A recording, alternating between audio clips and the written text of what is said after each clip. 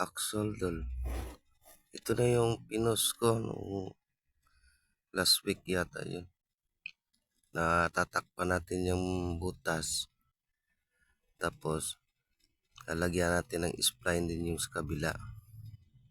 Yung tinanggal natin yung mga original. Ito, lilinisan na natin dyan sa lathe machine yan, idol. Para malinis na yung ano niya, yung welding niya. Saka ito yung nasa likod niya, idol. Nakita niyo yung sa gitna, idol, may marka. Diyan tayo idol, magbubutas. Para center pa rin siya, idol. Yan yung marka yung sa gitna. Diyan yung malagay yung butas. 10 butas pala to, idol. Ito yung sa 1W na sa dam, idol, na axle.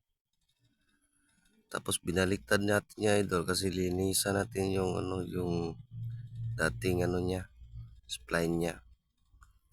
Kasi lalagyan natin niya ng bago. Tapos dyan sa gitna niya, idol, hindi natin yan babawasan para matibay pa rin. Yan ko lang pala yan, pinapper ko lang yan para magmukhang bago siya.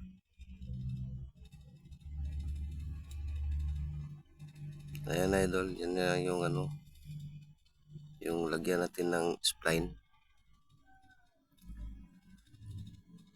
22 teeth pala to, idol. Ito yung computation niya, idol, 22 divided by 40. Wala tayong available na 22, idol. Times 3 tayo dyan, idol. Kasi hanapan natin yan ng available sa index plate. And 40 times 3 equals 120. Yung 22 times 3 din equals 66. Yan, may available tayong 66 na index plate, idol. Tapos dito, idol, 120 divided by 66. 66. Answer 1. Tapos may sobrang 54 plus 1. Bali gagamitin natin dyan, idol, 66 na yun na index plate.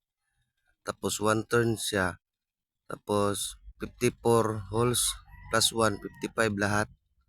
Yan yung 1 turn yan ganyan. Tapos 54 holes.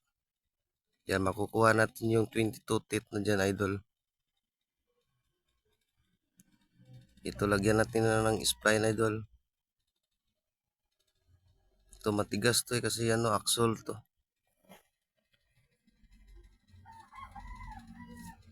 Ito yung matigas na mga materialis, idol.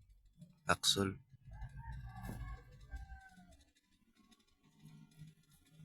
Dito pa yan sa sa milling machine ko, nilagyan ng ng ngipin. Ito talaga yung nagalagay ng spline.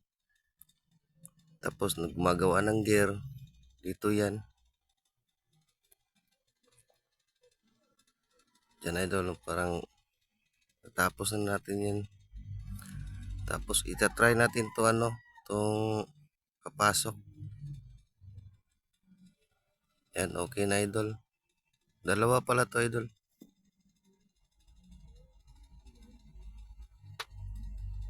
Yan, okay na. Dapat hindi masyado maluwag.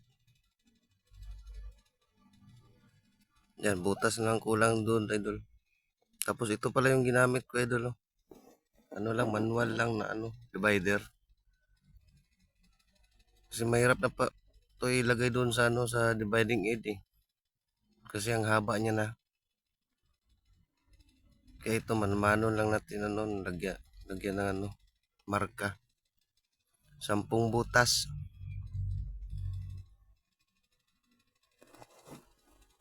Ito bubutasan na natin, idol. Alternate pala yung butas nito, idol. Yung 5 maliit, tapos yung 5 nakadegree yung 5. Kasi yung papasok yung cone na may split. Diyan sa butas niya.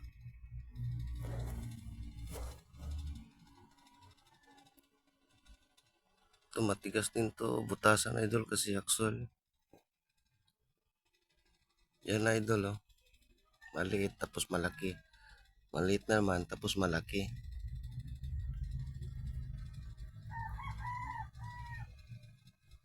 Tapos yung 5 nakadegree dito. Yan oh. Alternate siya. Malaki, maliit. Tapos malaki na naman, maliit na naman. 10 butas.